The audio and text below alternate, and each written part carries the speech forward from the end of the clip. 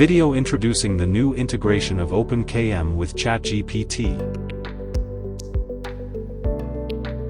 In the subfolder, ChatGPT testing folder, we have uploaded documents to show the new integration.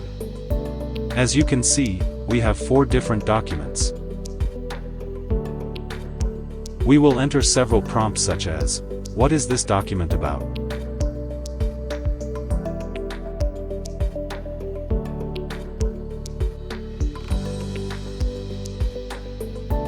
What are the requirements to install OpenKM?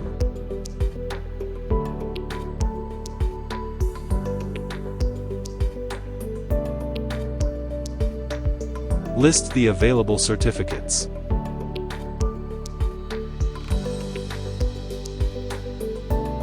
What is the price of the certificates?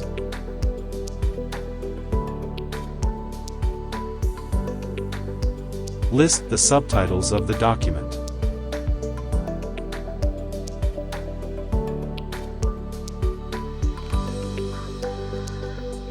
Translate the document to German. Notice the versatility of ChatGPT to understand a prompt in Spanish on an English document and translate it to German.